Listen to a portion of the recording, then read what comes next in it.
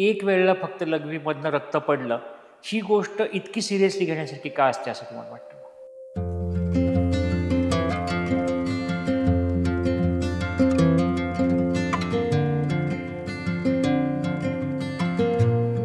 इतर अवयवांचे कॅन्सर होतात आणि ह्या मार्गाचे आता आपण जे बोलतो, ह्या कॅन्सरमध्ये असं काही फरक असतो का? खूप लोकांना असं वाटतं की रोबोटच सर्जरी करतो, हां. पण प्रत्यक्षात असं नसतं. हं. रोबोटिक म्हणजे एक प्रिसिजन आणि एक एक्सटेंडेड सर्जन्स हँड असतो. ओके.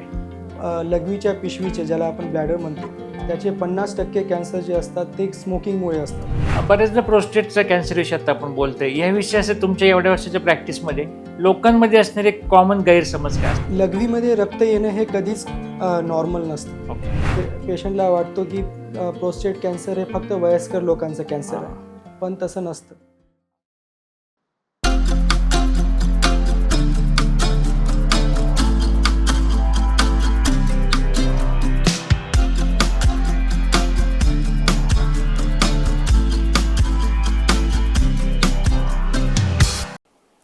नमस्कार. जगण्यातील काहीच्या एका नव्या एपिसोडमध्ये तुम्हा सर्वांचं पुन्हा एकदा स्वागत. आजचा आपला जो एपिसोड आहे, एक अतिशय महत्त्वाच्या विषयावर आपण एपिसोड करत आहोत. बऱ्याचदा या विषयावरती आपल्याला बोलण्याची गरज अशासाठी पडते की अशा प्रकारच्या कंप्लेंट जेव्हा आपल्या असतात, म्हणजे मुख्यतः एक साधा कंप्लेंट आपण घेतली की सकाळी मी उठलो आणि लघवीमधून माझ्या रक्त गेलं, आता मी काय केलं पाहिजे, हा एक मुख्य प्रश्न असतो. आणि त्या प्रश्नाचं उत्तर आपण त्यावेळेला ज्या पद्धतीने देऊ, त्यानुसार आपल्या भविष्यातल्या आरोग्याविषयीच्या अनेक प्रश्नांची उत्तरं सामावलेली असतात. लघवीतून रक्त आलं आणि मला एकेकाळी किडनी स्टोनचा त्रास होता, तर कदाचित त्याचमुळं हे येत असेल. परत एकदा आलं तर बघूया आणि मग डॉक्टरकडे जाऊया. ही साधीशी गोष्ट कदाचित किती गंभीर असू शकते, ह्यासाठी आजचा एपिसोड आहे. असं म्हणायचं आणि काहीतरी घाबरल्यासारखं तुम्हाला वाटलं पाहिजे, असाही यामागचा हेतू नाही आहे. मुख्यतः कुठल्याही आजारामध्ये जितक्या लवकरात लवकर आम्ही त्याला मेडिकल भाषेत रूल आउट करणं म्हणतात, म्हणजे हा आजार नाही आहे ना, तो आजार नाही आहे ना, आणि मग कदाचित ठीक आहे काही साध्या कारणामुळं ही घटना एकदाच घडून गेली असेल तर आता ह्याकडे दुर्लक्ष करायला तर चालू शकेल, इतपत विश्वास आपल्या डॉक्टरांनी दिला आहे, तर आपण त्या बाबतीत निर्धास्त राहणं योग्य आहे. पण बऱ्याचदा आपल्या अज्ञानामुळे असेल, गैरसमजुतीमुळे असेल, किंवा चुकीच्या लोकांनी, आपले मित्रपरिवार ह्याच्यातल्या काहीतरी चुकीच्या सल्ल्यामुळे असेल, तर एखाद्या साध्या वाटणारी कंप्लेंटला आपणच त्याला आपल्या अज्ञानामुळे गंभीर करून टाकतोय का, हा एक फार महत्त्वाचा विषय. आजचा आपला जो विषय आहे त्याला मेडिकल भाषेमध्ये युरोलॉजिकल कॅन्सर्स असा शब्द आहे. याचा थोडक्यात अर्थ म्हणजे आपल्या लघवीच्या मार्गाचे किंवा मूत्रमार्गाचे कॅन्सर्स याविषयी आपण बोलणार आहोत. ते कॅन्सर कोणकोणत्या अवयवांचे असतात, त्याच्यामध्ये कुठला अवयव जास्त प्रमाणामध्ये होतो, त्याची सिव्हिरिटी किती असते, त्याची लक्षणं काय असतात, कॉम्प्लिकेशन्स काय असतात, या सर्व गोष्टी आपण एपिसोड दरम्यान बोलूया. मुख्य अवेअरनेस हा या एपिसोडचा हेतू आहे. हा एपिसोड जास्तीत जास्त सर्वांनी पहा आणि जास्तीत जास्त शेअर करण्यासाठी मदत करा, कारण की अशा विषयांवरती बऱ्याचदा उघडपणे बोलण्याचा आपला पिंड नसतो आणि बऱ्याचदा ह्या गोष्टी स्वतःपुरतच मर्यादित राहतात. आणि त्या गोष्टींनी गंभीर रूप धारण केल्यानंतर आपण जेव्हा डॉक्टरांकडे जातो तेव्हा कदाचित याला उशीर झाला आहे असं वाटायला नको, हा मुख्यतः हेतू आहे. तर आपण एपिसोडला सुरुवात करूयात. डॉक्टर मोहम्मद अली हे युरो ऑन्कोसर्जन गेल्या काही महिन्यापासून पुण्यामध्ये कार्यरत आहेत. हे आज आपले मुख्य गेस्ट आहेत. तर त्यांच्याशी आपण या विषयावर चर्चा करून अतिशय साध्या सोप्या भाषेमध्ये सर्वांना समजेल अशा भाषेमध्ये या विषयावर चर्चा करणार आहोत. तर हॅलो डॉक्टर, आमच्या या चॅनलवर तुमचं मनापासून स्वागत. हॅलो सर, मी doctor Mohammad Ali, robotic uro onco surgeon at Apollo hospital. Thank you for having me. Okay. तर आज आपण जसं ह्याची सुरुवात करताना सांगितलं की ह्या विषयावरती खूप लोकांचं कमी ज्ञान असतं किंवा अज्ञान असतं बऱ्याचदा. तर एक बेसिक प्रश्नापासून आपण सुरुवात करूया की युरोलॉजिकल कॅन्सर असा आपण शब्द वापरतो, त्याच्या अंतर्गत कोणकोणते अवयव येतात? युरोलॉजिकल कॅन्सर्समध्ये लघवीच्या मार्गातले कॅन्सर्स आणि मेल रिप्रोडक्टिव्ह सिस्टीमचे कॅन्सर्स हे येतात, ज्यात की मेन किडनी, युरेटस, युरिनरी ब्लॅडर, ज्याला आपण लघवीची पिशवी म्हणतो, हां. आणि मेल्समध्ये प्रोस्टेट, ओके. आणि मेल्समध्ये रिप्रोडक्टिव्ह सिस्टीमचे टेस्टिक्युलर आणि पेनाईल कॅन्सर्स हे सगळे मोडतात. अच्छा. आणि जनरली इतर अवयवांचे कॅन्सर होतात आणि ह्या मार्गाचे आता आपण जे बोलतो ह्या कॅन्सरमध्ये असं काही फरक असतो का? जनरली युरोलॉजिकल कॅन्सर जे असतात इनिशियली ते सटल असतात, म्हणजे ते फार काही सिम्पटम्स दाखवत नाही. ओके. हाच एक मेन कॉज आहे, कारण आहे की पेशंट्स जनरली लेट डॉक्टरकडे येतात किंवा लेट डायग्नोस होतं.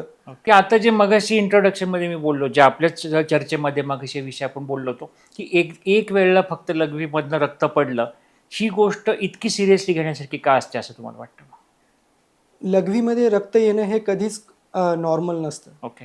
एकदा येणं किंवा पेनलेस, काही पेन न होता येणं. कारण खूप काही पेशंट असा विचार करतात की मला पहिले किडनीचा स्टोन होता, जसं तुम्ही सांगितलं या अगोदर, किंवा मला युरिनरी ट्रॅकचं इन्फेक्शन असेल, त्यामुळे लघवीमध्ये रक्त आलं असेल. पण असं नसतं. आपल्याला रूल आउट करणं फार इम्पॉर्टंट असतं त्यामुळे एकदा लघवीमध्ये पेनलेस रक्त आलं तरी आपण डॉक्टरांकडे जायला पाहिजे, पूर्ण इव्हॅल्युएशन करायला पाहिजे आणि रूल आउट करायला पाहिजे की मला लघवीच्या पिशवीचं कॅन्सर तर नाही ना. आणि जनरली आता आपण हे एकदा समजा म्हणलं की लघवीतनं रक्त येणं, या व्यतिरिक्त आणखी काय काय साधारण लक्षणं लोकांमध्ये दिसतात? युरोलॉजिकल कॅन्सरचे सगळ्यात कॉमन सिम्पटम्स युरिनमध्ये वारंवार युरिन येणं, स्पेशली रात्रीच्या वेळी, किंवा लघवीमध्ये रक्त येणं, किंवा युरोलॉजिकल जे लघवीचे जे सिम्पटम्स आहेत ते ट्रीटमेंट घेऊन सुद्धा ट्रीट न होणं, वारंवार ते सेम सिम्पटम्स कंटिन्यू असणं, किंवा अनएक्सप्लेन्ड वेट लॉस, वजन कमी होणं, आणि किंवा हिप पेन, बोन पेन किंवा चेस्ट रिप पेन होणं. आणि जनरली लोक उशिरा येतात, ह्या मागचं असं तुम्हाला काय कारण वाटतं की बऱ्याचदा ह्याविषयी बरं होऊन जाईल आपोआप हा असतो, किंवा हे कॅन्सर असू शकेल असं वाटतच नाही लोकांना अशा टाईपचं जेव्हा लक्षणं येतात तेव्हा? लोकांना असं वाटतं की जसं मी बोललो की हे इन्फेक्शनमुळे असेल किंवा वयोमानानुसार असेल, कारण प्रोस्टेट कॅन्सर जे आहे ते त्याचं रिस्क 50च्या एज नंतर वाढतं. पण ते ओल्ड एजचे कॉमनली पेशंट असतात, त्यांना असं वाटतं की हे वयोमानानुसार होत आहे, लघवीला वारंवार जाणं किंवा फ्लो कमी होणं, थांबून युरिन येणं, हे सगळे सिम्पटम्स. त्यामुळे पेशंट युजली त्याला इग्नोर करतात, त्यामुळे ते लेट येतात. अच्छा. आणि ट्रीटमेंटकडे जाण्याआधी एक नॉर्मल प्रश्न असतो की बऱ्याचदा याच्यामध्ये काय काय तपासण्या केल्या जातात अशा टाईपच्या ह्याच्यामध्ये?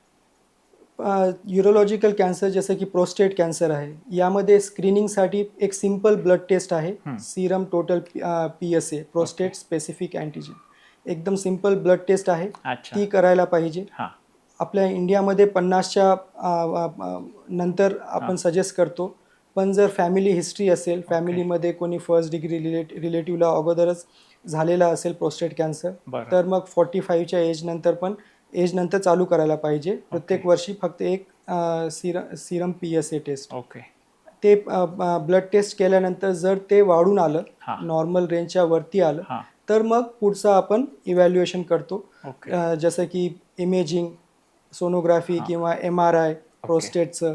नंतर मग त्याच्यात काही चेंजेस दिसले तर मग आम्ही टिश्यू डायग्नोसिससाठी प्रोस्टेट बायोप्सी करतो, जे की एक सिम्पल डे केअर प्रोसिजर असते, आणि त्याच्यात झाल्यानंतरच मग ते कॅन्सर आहे असं आपण 100% सांगू शकतो.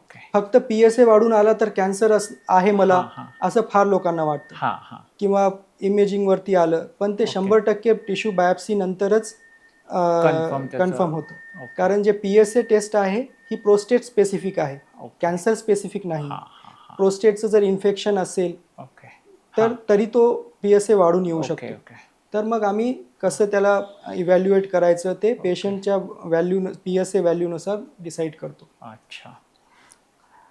आणि आता आपण जे ट्रीटमेंट पार्टकडे चालू, एक मेन जो विषय असतो की हे रोबोटिक सर्जरी, हा विषय मेनली आज आपला बोलायचा विषय होता.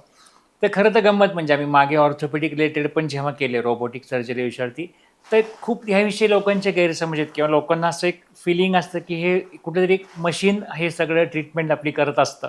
तर युरोलॉजिकल ह्याच्यामध्ये हा कसा असतो रोबोटिक सर्जरी हा विषय? हा चांगला क्वेश्चन आहे सर, कारण खूप लोकांना असं वाटतं की रोबोटच सर्जरी करतो, पण प्रत्यक्षात असं नसतं. रोबोटिक म्हणजे एक प्रिसिजन आणि एक्सटेंडेड सर्जन्स हँड असतो तो. ओके. सर्जनच ऑपरेट करतो. हां. रोबोटिक सिस्टीमचे 3 पार्ट्स असतात. हं. एक असतो पेशंट कार्ट, हं. एक असतो विजन कार्ट हं. आणि एक असतं सर्जन्स कॉन्सोल. ओके. हे ऑपरेशन थिएटरमध्ये असतो आणि रोबोटचे आर्म्स असतात ते आपण पेशंटच्या ॲबडॉमनमध्ये इन्सर्ट करतो आणि ओके. मग नंतर तिथेच बाजूला सर्जन्स कॉन्सोल असतो, तिथे ओके. सर्जन बसून मग ते ऑपरेट करतो. अच्छा. आणि ह्याच्यामध्ये काय असं एक्स्ट्रा ॲडव्हान्टेज असतो जेव्हा रोबोटिक सर्जरी करतात, त्याच्यामध्ये काय जास्त फायदा त्याचा कसा होतो? मेडिकल फील्डमध्ये जनरली आपण जसे बघतो की टेक्नॉलॉजिकल जे इव्होल्युशन आहे ते सतत चालूच राहतो. हां. तर पहिले ट्रॅडिशनलमध्ये ओपन सर्जरी होत होते, हं. मग नंतर लॅप्रोस्कोपिक आलं आणि नंतर आता रोबोटिक आलं. लॅप्रोस्कोपी पण एक मिनिमल इन्व्हेजिव्ह सर्जरीचाच पार्ट आहे, पण त्याच्यात जे degree of range of movement असतं ओके. ते रेस्ट्रिक्टेड असतं. हां. लॅप्रोस्कोपिकमध्ये म्हणजे आपण चॉपस्टिक सारखं हां. जे असतं, हां. बाहेरून हात वरती केला तर पोटात हात ते लॅप्रोस्कोपिक जे इन्स्ट्रुमेंट असतात ते खाली जातात. हं, हं. पण रेंज ऑफ मुवमेंट जे असते ते रेस्ट्रिक्टेड असतात. ओके. आणि मग आपले जे हाताचे कंपनं असतात ज्याला आपण ट्रिमर्स म्हणतो, हं. ते पण ट्रान्समिट होतात लॅप्रोस्कोपीमध्ये. हां. तर ते प्रिसिजन असतं ते कुठं ना कुठं थोडंसं हॅम्पर होतं. ओके. तर रोबोटिक सर्जरीमध्ये हे होत नाही. हं. रोबोटिक सर्जरीमध्ये एक तर 3D विजन असतं, हं. 10 टाइम्स मॅग्निफिकेशन असतं आणि जे रेंज ऑफ मुवमेंट असते ती 7 डिग्री असते. एंडोरिस्ट म्हणतो आम्ही त्याला. अच्छा. तर ते लिमिटेशन्स नसतात ह्युमन हँड्स किंवा लॅप्रोस्कोपिक इन्स्ट्रुमेंटसारखं. हां. त्यामुळे प्रिसिजन अचूक सर्जरी करू शकतो आपण. ओके. हे सगळं रोबोट. आणि ह्या गोष्टीचा अगदी 1-1 मिलीमीटर, अर्ध्या मिलीमीटरचा फरक पडू शकतो. म्हणजे समजा एखादी प्रोस्टेट कॅन्सरचा एखादा पेशंट आहे, तर त्याला रोबोटिक सर्जरी करताना असं काय एक ॲडव्हान्टेज असतो? रोबोटिक सर्जरी म्हणजे आपण ज्याला प्रिसिजन सर्जरी म्हणतो. कॅन्सरच्या सर्जरीमध्ये स्पेशली रोबोटचं फार इम्पॉर्टन्स वाढतो. हं. कारण कॅन्सर सर्जरीमध्ये मिलीमीटरचं इम्पॉर्टन्स असतं. हां. जसं की 5 मिलीमीटरचं मार्जिन ठेवायचं. हां. किडनी कॅन्सरच्या सर्जरीमध्ये आपण जर छोटं असेल पार्शल नेफ्रेक्टॉमी करतो. म्हणजे फक्त ट्युमरच काढतो हां. आणि जे नॉर्मल रिनल पॅरेंकायमा असतो, हां. नॉर्मल रिनल जे टिश्यू असतो ते सगळं वाचवण्याचा प्रयत्न करतो आपण. ओके. तर त्यात रोबोटचा फार इम्पॉर्टन्स असतो. हां. तर फक्त ट्युमर काढतो आपण आणि मग जी नॉर्मल किडनी असती ती पूर्ण प्रिझर्व करतो. प्रोस्टेट सर्जरीमध्ये नर्व स्पेअरिंग सर्जरी ज्याला म्हणतो आपण, नर्व्ह जे आपण स्पेअर करतो, वाचवतो. हां. तर त्यामुळे पेशंटला जर युरिनरी कॉन्टिनन्सचं जे असतं आणि सेक्शुअल फंक्शन रिगेन जे सर्जरीनंतर होतात ते बेटर होतात या प्रिसिजन सर्जरीमुळे. त्यामुळे रोबोटचा फार इम्पॉर्टंट रोल आहे प्रोस्टेट सर्जरी किंवा पार्शल नेफ्रेक्टॉमीमध्ये. जसं की रिसेंटली आम्ही एक मेल पेशंट ऑपरेट केलं. He was around 45 years of age. IT professional. Routine जे इयरली त्यांचं हेल्थ चेकअप असतो त्यात सोनोग्राफीमध्ये एक किडनीमध्ये गाठ आढळून आली. ओके. तर मग त्यांनी सल्ला घेतला. पेशंट आम्हाला रेफर झालं आणि मग आम्ही पूर्ण इव्हॅल्युएशन केलं. तर आढळून आलं की एक छोटं 3 सेंटीमीटरचं किडनीमध्ये मास आहे. तर आम्ही त्यांना रोबोटिक सर्जरी ॲडवाईस केली. Patient was very cooperative. अच्छा. रोबोटिक सर्जरी केली. तर आणि मग फक्त तो जो ट्युमरचा पार्ट आहे फक्त ते ट्युमर काढलं अच्छा. आणि मग हिस्टोपॅथॉलॉजीसाठी पाठवलं. कारण तो लवकर आढळून आला होता म्हणून ते अर्ली स्टेजमध्ये होतं. Negative margins. Patient is doing very well now. अच्छा. आणि जनरली आता आपण हे पेशंटच्या त्या सर्जरीच्या ह्याच्याविषयी बोलतो की रोबोटिक सर्जरीचे advantages on the patient's body. Other ॲडव्हान्टेजेसमध्ये काय काय सांगतील? की समजा एखादं पोस्ट ऑपरेटिव्ह पेन असतं, रिकव्हरी असते किंवा हॉस्पिटलचा स्टे असतो. रोबोटिक सर्जरीमुळे एकतर स्मॉल कट्स असतात. 8 mm चे 10 mm चे कट्स असतात. ओके. आणि मग लेस पेन, लेस ब्लिडिंग इंट्रा ऑपरेटिव्हली आणि लेस पेन. पेशंटचा टोटल ड्युरेशन ऑफ ॲडमिशन जो असतो ते 3 ते 4 दिवस असतो. ओके. आम्ही 1 दिवस अगोदर ॲडमिट करतो, दुसऱ्या दिवशी सकाळी सर्जरी करतो आणि त्याच दिवशी same day of surgery patient संध्याकाळी वॉक करू शकतो. तो सॉफ्ट डाएट पण खाऊ शकतो आणि मग नेक्स्ट डेपासून नॉर्मल डाएट नॉर्मल रूटीन तो चालतो आणि पोस्ट ऑफ डे 2ला आम्ही डिस्चार्ज करतो. तर टोटल ड्युरेशन ऑफ ॲडमिशन फक्त 3 ते 4 दिवस असतो. अच्छा. आणि जे नॉर्मल रूटीन ॲक्टिव्हिटीमध्ये पेशंट फास्ट येतो. हां. किंवा जनरली आता आपण न्यूरोलॉजिकल कॅन्सर विषयी बोलतोय, तर आपली ओव्हरऑल एक लाईफस्टाईल आहे, ही ह्याच्यामध्ये कशा पद्धतीने काम करते? लाईफस्टाईल एक इम्पॉर्टंट रोल प्ले करतं यूरोलॉजिकल कॅन्सर्समध्ये. जसं की स्मोकिंग आहे. लघवीच्या पिशवीचे ज्याला आपण ब्लॅडर म्हणतो, त्याचे 50% कॅन्सर जे असतात ते स्मोकिंगमुळे असतात. ॲक्टिव्ह स्मोकिंग किंवा पॅसिव्ह स्मोकिंगसुद्धा त्याच्यात कॉन्ट्रीब्यूट करतं. तर आपण स्मोकिंग कम्प्लिटली बंद करायला पाहिजे, टाळायला पाहिजे. बाकी ओबेसिटी पण रोल प्ले करतं जसं किडनी कॅन्सरमध्ये. तर वजन कमी कंट्रोल करायला पाहिजे.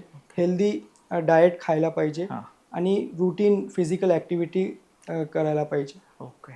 आणि मग रूटीन हेल्थ चेकअपचं प्रोस्टेट कॅन्सरमध्ये जसं स्क्रीनिंगसाठी रूटीन हेल्थ चेकअप करायला पाहिजे. ओके.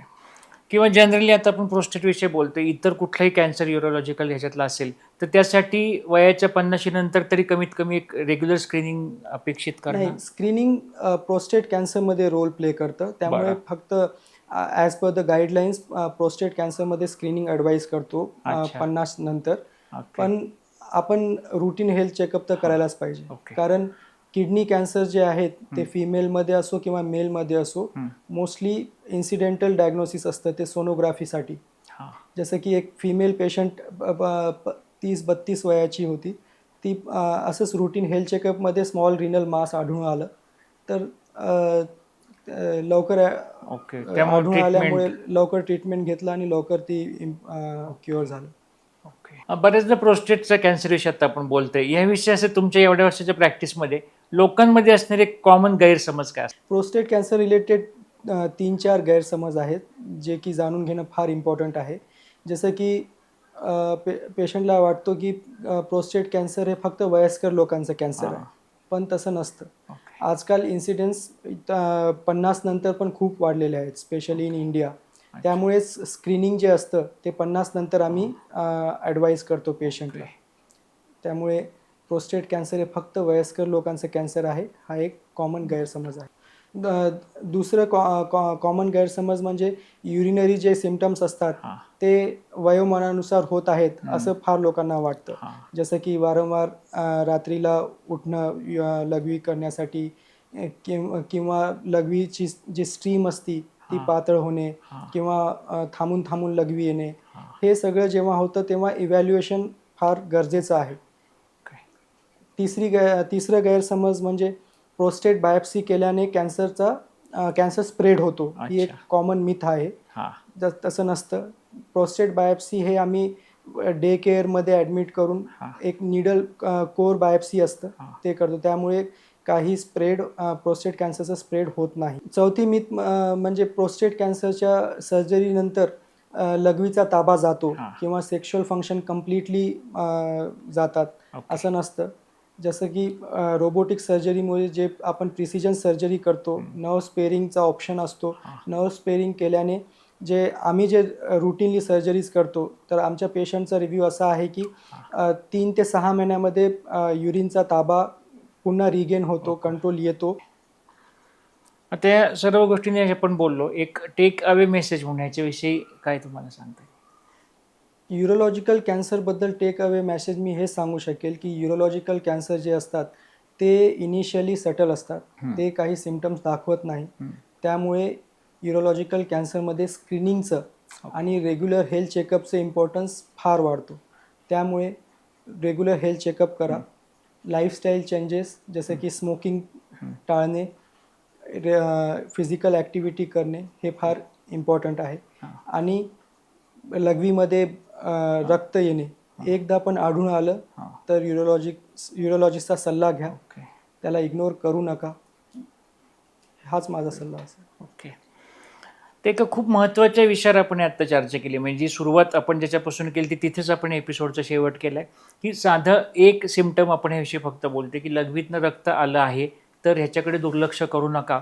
हे सांगण्यामागचा हेतू हाच होता, जे सुरुवातीला आपण बोललो की छोटे सिम्पटम जे आपल्याला होतात, ज्या काही तक्रारी आपल्या असतात हेल्थच्या, त्याच्याकडे दुर्लक्ष केल्यामुळे कदाचित लघवीतनं रक्ताला प्रत्येकच माणसाचं डायग्नोसिस हे निघल असं नाही आहे, पण कदाचित 10मधले एक माणसाचं जरी त्याचं निदान हे CA प्रोस्टेट म्हणजे कॅन्सर म्हणतो आपण प्रोस्टेटचा तसं आलं तर वेळीच ट्रीटमेंट घेणं आणि पुढील कॉम्प्लिकेशन टाळण्या दृष्टीने आपलं आयुष्य सुसह्य करण्यासाठी फार महत्त्वाचे इन्सिडन्स आहे.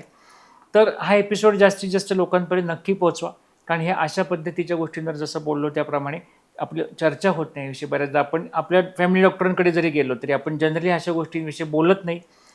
तर हे अंगावर काढणं आणि काय होतं हे बघू परत झाल्यानंतर ही जी आपली एक साधारण वृत्ती असते त्या कुठेतरी गोष्टीला आपण त्याला एक थांबावं ती गोष्ट कुठेतरी, आणि आपण सजगपणे आपले डोळे उघडून ह्या सर्व गोष्टींकडे पाहायला शिकावं. हाच ह्या एपिसोडमधून आपण एक संदेश पण घेता येईल असं म्हणू शकतो. तर आज आपण इथे आलात आणि आमच्या चॅनलवरती एक फार महत्त्वाच्या विषयावर आपण चर्चा केली, आणि मेनली ह्यातनं ना रोबोटिक सर्जरीविषयी असणाऱ्या लोकांचे बरेचसे गैरसमज हे दूर होण्यात नक्कीच मदत झाली असं मला वाटते. तर आमच्या सर्व टीमतर्फे तुमचे मनपूर्वक धन्यवाद. Thank you sir.